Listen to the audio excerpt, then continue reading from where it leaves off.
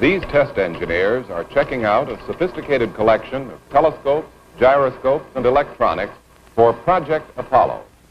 This guidance and navigation system will be mounted in an Apollo spacecraft to aid our 3 astronauts on their voyage to the moon and return. The miniaturized computer at the very heart of this system is our story today on Science Reporter.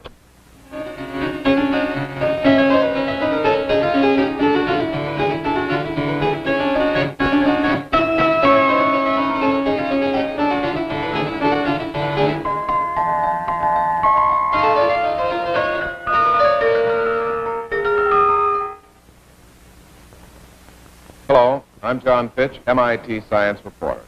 Today, we're at the MIT Instrumentation Laboratory, which has been given design responsibility for this guidance and navigation system, which will direct our Apollo spacecraft on the way to the moon and back.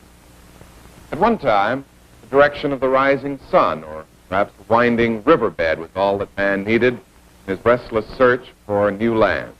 Centuries later, the quadrant and the magnetic compass guided his way even across the open seas, even after familiar landmarks had long since disappeared.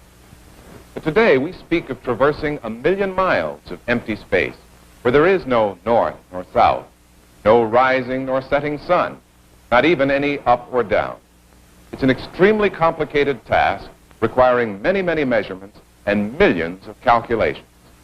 As you can see from this Apollo flight plan, there are several critical maneuvers that have to be performed.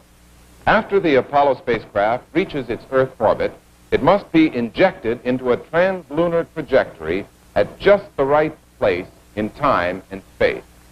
Someone has compared it to shooting at a moving target from a revolving platform which is mounted on a train which is going around a curve. Then at the halfway point, along about here, the programmed course must be examined for errors and possibly a mid-course correction made. There are many other similar maneuvers. And to learn about the guidance and navigation system which will make this possible, we talked with Mr. Eldon Hall, Deputy Associate Director of the Instrumentation Lab. The guidance and navigation system consists of 2 measurement elements, controls, a computer, and the computer display and controls. The inertial measurement unit, shown up here but normally mounts in back, consists of gyros and accelerometers that measure the angles and velocity of the spacecraft in this fashion. The spacecraft rotates, the inertial measurement unit holds the reference so that angles can be measured. The sextant is an instrument very similar to that used by the sailors to navigate on the surface of the Earth. Now, what kind of a problem might you have to solve on your way to the moon? The most basic problem is determine the position at any point in time, and that can be illustrated in these charts. The sextant shown here represents the spacecraft. And to determine the position, an angle must be measured between a point on the Earth and a star. And you can see that as you move away from the Earth, this angle would narrow down, thus giving the distance between the Earth and the spacecraft. The astronaut first positions the spacecraft so that a point on the Earth, a landmark, is visible through the sextant. Then he positions the sextant angle so that the star is superimposed upon this landmark. Now, what kind of a landmark might he see? This one is San Francisco Bay, as you can see here. However, the Great Lakes or Cuba or Cape Cod or the tip of Florida, any of these points make suitable landmarks. And then through some system of mirrors, you actually superimpose the star on that. That's scene. right. The mirrors inside the sextant will bring the star within the field of view so that he can superimpose it on the landmark. Now, how is this angle actually measured? It's done automatically via the computer. The astronaut must first identify to the computer the star and the landmark that he's planning to use. Then, as he's positioning the spacecraft and the sextant, the computer is measuring the angles between the two. When the astronaut is satisfied that the star is superimposed upon the landmark, he pushes the mark button, telling the computer to record these angles and the time of the measurement. From that information, the computer can compute the position of the spacecraft in space. Well, now that you know the position, what can you do about it if it isn't right? The computer can position the spacecraft, turn on the motors, and steer it, and shut the motors off. So you'll be coasting on a new and corrected path. That's right. To see the Apollo guidance and navigation system in operation, we visited the systems test laboratory and talked with Mr. Ramon Alonso, Assistant Director of the Instrumentation Laboratory. One of the interesting aspects of the guidance system is the way in which the astronaut controls the guidance equipment through the computer. And he does so by means of the display and keyboard, which is a subsystem. There are two instances of the display and keyboard. One is with the rest of the navigation equipment in the lower equipment bay, and the other is near the couches where the astronauts can operate the computer without leaving their couches. The system of codes used is reasonably simple. It consists of a numeric verb and a numerical noun. These are little sentences made of numbers, then? Essentially, if you straighten a bit, an example of it might be a verb 16, which is continuous display in decimal, and a noun, which is time. I picked these. I know it worked. I've now told the computer what I want, but I have not yet told it to go ahead and do what I want. When I press enter, the computer proceeds to display time, and it does so, giving me times from launch, perhaps, in hours and hundreds of hours, 98.56 hours from launch. And it also gives me a fine view of the low order part of the time in seconds and hundreds of seconds. That is useful occasionally. I should think it's around launch time. That'd be interesting. Yes. The computer will continue to display that information until told otherwise. And it's told otherwise by another verb. In this case, the verb is terminate. 34. It's now forgotten that command. Another example of the use of the computer might be to position the optics. Now, that is something that can be done manually and usually would be, but it affords us a good view as to how the computer is operated. The optics are now pointing in a certain direction, and I want to change that direction to another target. And I will invoke a verb, which is point, verb 41, and a noun, which is optics, noun 55. Point the telescope. Point the telescope. When I press enter, the computer then proceeds to request the angle to which I wish the optics pointed. Well, the numbers have changed, and now they're flashing, aren't they? That's right. The flashing indicates that action is requested of the operator, and the verb and nouns have changed to tell the operator what it is that is expected of him. Verb 21 is load the first component, the first angle. And noun 57, it used to be 55, is the angle. 55 was the telescope, and 57 is the angle which the telescope makes. In this case, the angle I want is 180 degrees. And I enter that, and now it asks for the second angle. 22. Second angle is plus 325. Now, when I press enter, the camera, which will come close to the eyepiece, will see the telescope slew and point to another target. As you can see, the crosshairs were lined up on the edge of the rightmost of the two targets. And the computer is now driving the optics telescope with relation to the spacecraft, and it's aligning it on the rightmost of this pair of targets. And there you can see the crosshairs right in the middle of the target. Suppose now that we had done the optical sighting by hand rather than by the computer, and that we wanted to inform the computer that we are on target. This is part of the procedure that is done when star sights are made, as Mr. Eldon Hall mentioned previously. That is done by means of a mark button, which is located in the lower equipment bay. When the telescope is on target, the astronaut presses the mark button, and the computer changes the display to display, that's the verb, mark information, number 56.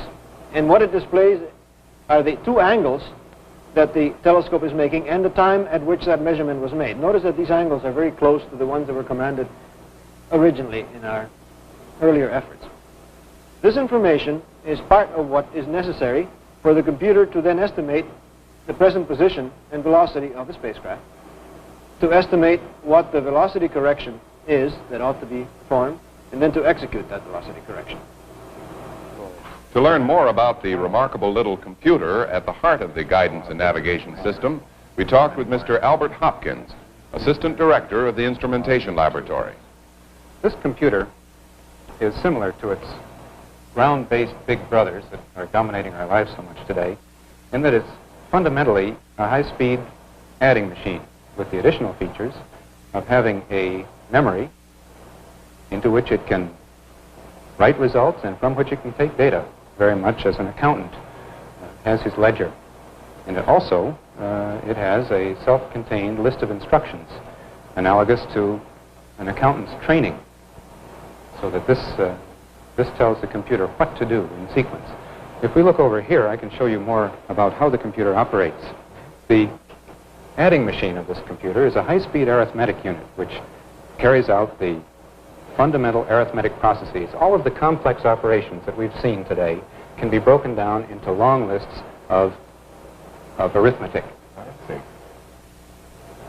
The arithmetic unit receives its data from a memory divided into two sections, and it puts its results back into the erasable portion of that memory. This is the portion which is similar to the accountant's ledger. What is the fixed memory? The fixed memory is unique to the space age. It is a memory which cannot be written into by the arithmetic unit, and it contains information which must last the entire mission. It's here for safety. This the contains location of stars and things you wouldn't want to forget. That's right. This contains a list of instructions which are fed one at a time to the sequence generator, which generates all of the controls necessary to operate the entire computer. Input data, which comes from the angle measuring devices that we saw earlier, or the keyboard, comes in through input conditioning circuits and is available in the erasable memory. The arithmetic unit can operate upon this input data and compute results designed to be output. These results are placed in a particular portion of the erasable memory where they are sent through output conditioning circuits out to other instruments which need this data, such as, for instance, the displays or perhaps a rocket motor. Now, you say this computer is very much like land-based computers, and yet I think of them as occupying bays of equipment. You've got all this squeezed into a little box. How did you do that? Miniaturizing a computer like this requires a judicious choice among many quantities. It's first necessary to minimize the number of circuits which you use. It's necessary to minimize the size of the components which you use, and it's necessary to package them as tightly as possible. Now, this must not be carried too far. If it's carried too far, it can endanger the reliability of the computer, so that a compromise must be sought. Now, what kinds of circuits are involved? In the memory, and also in the power supplies and in the input-output of the computer, conventional components are used, with the exception of the fixed memory, piece of which we see here. This fixed memory is actually composed of magnetic cores with wires woven in and out, sewn in with a pattern, where the information here is in the pattern of the sewing. I see. The remainder of the computer, the arithmetic unit, the sequence generator, the so-called connective tissue, the logic section, so-called, of the computer, is made up of a single type of unit. This is a microcircuit gate. 4,300 of these are used in the computer to make up this entire segment. These are packaged together tightly. They fit in a fairly small space and are interconnected in separate modules in one side of the computer. The Apollo computers are manufactured by the Raytheon Company in Waltham, Massachusetts. The computer itself consists of two trays, one containing logic modules, the other memory modules. To learn how these modules are put together, we talked with Mr. Jack Poundstone, Raytheon's Apollo engineering manager. In this room, John, we run all of the electrical components through a screening and burn-in process. You know, there are over 30,000 parts that go together to make this machine. Now, every part is put through an electrical test and then a series of environmental stresses. Now, as an example, this girl is placing the micrologic units into a fixture that will be used in this centrifuge. Here the fixture is spun at a very high speed and 20,000 Gs of force is placed on each component. That's a lot more than it will ever experience, isn't Yes, it? that's true, but we put more forces on, more stresses than we really expect to ensure the high reliability. So this is really sort of a torture chamber. That's right. In addition, we run all the parts through a leak test to make sure there's no leaks in the can. the part is put into a high-pressure helium tank, and if there is a leak, the helium will be forced into the can. Then we put it in a vacuum chamber and evacuate and test for the amount of helium coming out. I see. In the final phase of the screening and burn-in process, the girl puts the parts, as she's doing here, into a test socket. Then those parts are placed on this burn-in rack. Here they will be operated for almost a week at a over voltage stress condition. You actually are operating them. Yes, we're operating the parts. Now, any failure, any significant failures of any of our test is cause for rejection of the entire lot of 5,000 parts. After we've ensured that we have good components, then we want to make a module. Now, the little cans here are placed in these holes in a component holder. Then we take a matrix, which is a complex wiring pattern. It's placed on the back, and the wires are folded over and welded to the leads of the micrologic unit itself. I'd like to show you now how we make a matrix. Here we see an operator who is placing a piece of mylar insulator that has adhesive on both sides, and this insulator has previously had a pattern of holes punched onto it. Now this is placed on this longitudinal wire winder. Now, as the piece advances, strips of nickel ribbon are laid down in a longitudinal direction on the mylar. Next, it's taken to the vertical wire winder. Here the operator is placing it on the machine, and as the drum rotates, wires are laid down on the opposite side of the mylar in a vertical direction. Now, the wires will be laying down right over the areas where the holes have been punched. Some running one way on one side and others running the other way on the other side. That's right, John. Now the next operation is to perform the welding. This is done on a automatic welding machine. This machine, we are advancing the matrix underneath these weld heads, and whenever a hole appears under a weld head, the weld is commanded to drop and perform a weld, and this makes a feed-through connection from one side of the insulator to the other. Now, in the final operation, this girl uses a cutting tool to remove the excess pieces of wire to give us the final configuration of our precise wiring pattern. This matrix, then, is the wiring that sort of connects one little microelectronic circuit to another. That's right, John. This wiring diagram shows you how the matrix can be used to interconnect the micrologic elements. See here, a wire will run from this can down here where it's welded through to the other side, run down, break out to another can, and up here to another. Let's see here. Now, after that operation, the operator can now take the matrix, fold it, and cement it to the component holder. Then the little micrologic elements themselves will be placed in the holes, and we're ready to bend the wires down and make a weld. After completing that operation, the entire assembly is then put into this metal header. Now this header provides the structure for the assembly, and it has a row of male pins here, and the leads from the matrix will be welded to the pins. So that one logic stick can be connected to another one. That's right. Let's take a look at how the operators do this operation in detail. This operator is loading the little micrologic elements into the component holder.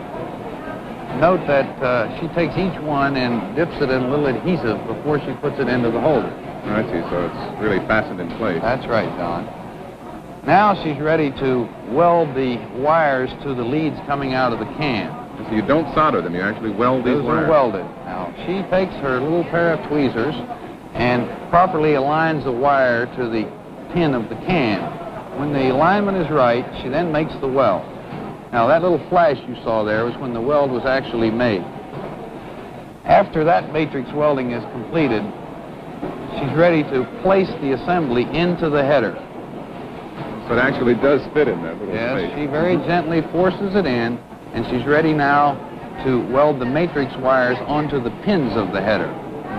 Upon completion of that operation, we now have an electrically completed module. A test man will now take this module and run an electrical test.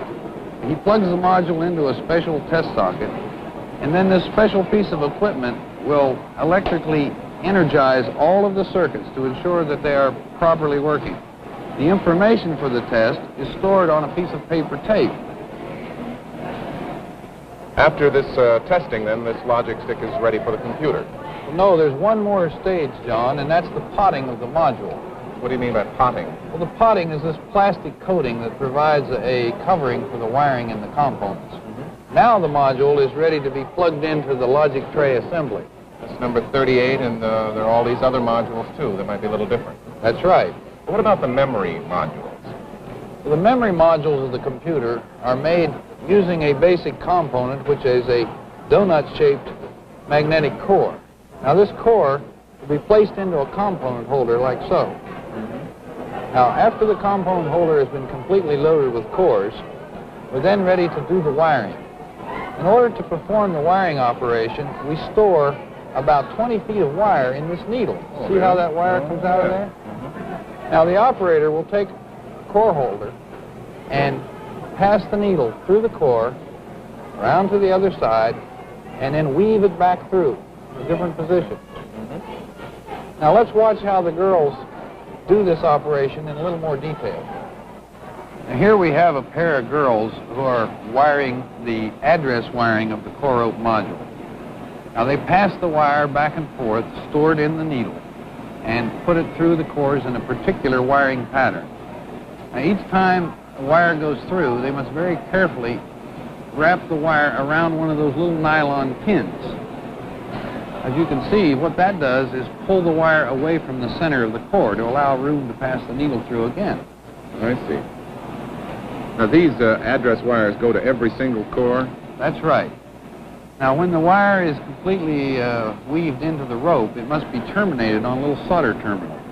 Now, the girl strips the insulation from the wire and very carefully wraps it around the pin. Then they use a magnifying glass to inspect their work. Now, the sense wiring information, or the wiring that contains the program of the fixed memory, is performed by using this machine. The machine indexes to a particular location of a core, and then the girl passes the needle through the aperture and provides the wire to go through the right core. She doesn't have to think about which core it goes through next. No, the machine does that for her. Now note, each time the wire passes through, that little aperture jogs down and pulls the wire around one of the nylon pins. When she passes the needle through, she will trip the switch with the needle, which causes a tape reader to advance. There's the tape reader, and that in turn causes the core rope plane to move its position. Now, after all the wiring is completed, these nylon pins that we use to temporarily hold the wire can now be removed. Next, we must press the wires very gently down into place so we'll be able to fold up the whole assembly.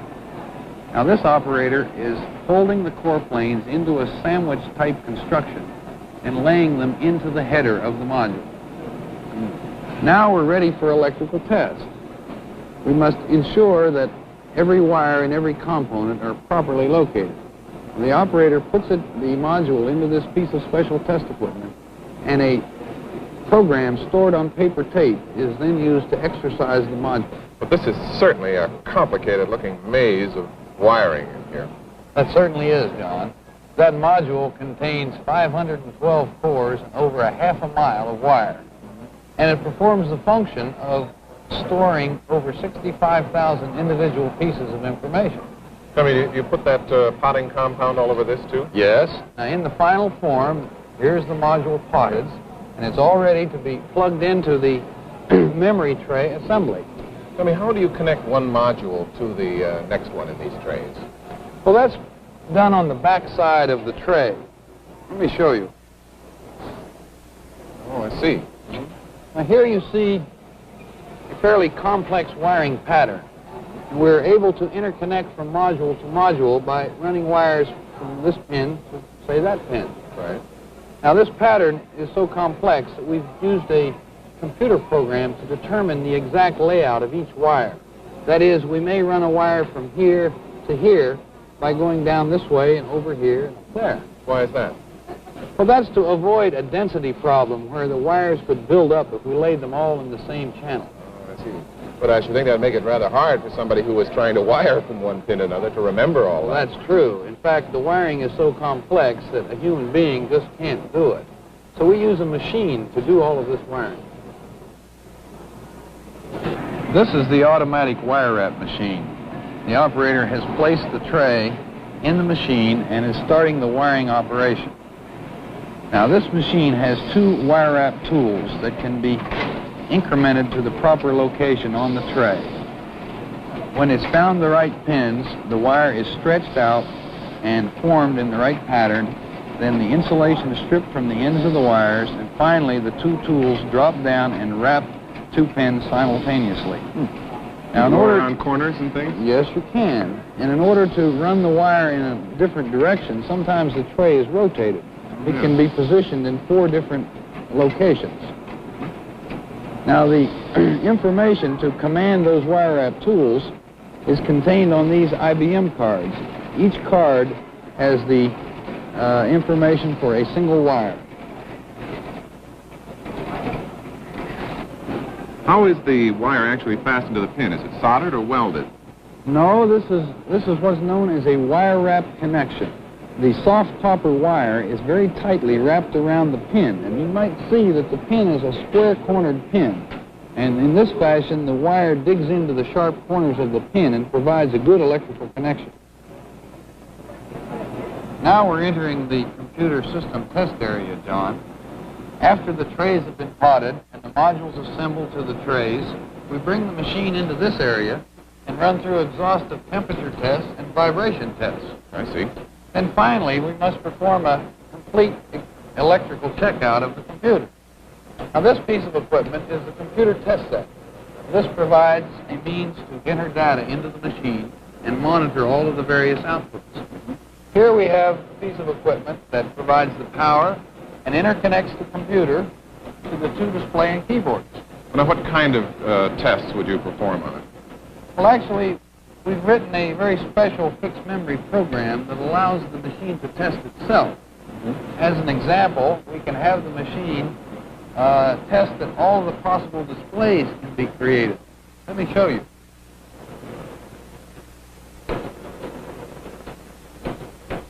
Now, as I enter that, we see that the displays go from all 9s to all 8s and so forth down the line. Now, is this the last time that the computer is tested before it actually is flown? No. The computer will be tested several times as part of the guidance and navigation system. In fact, the same type of equipment that we have here will be used for these various tests. Thank you very much, Mr. Pound. Today, we visited the instrumentation laboratory at MIT and the Raytheon Company in Waltham, Massachusetts. I'm John Fitch, MIT science reporter.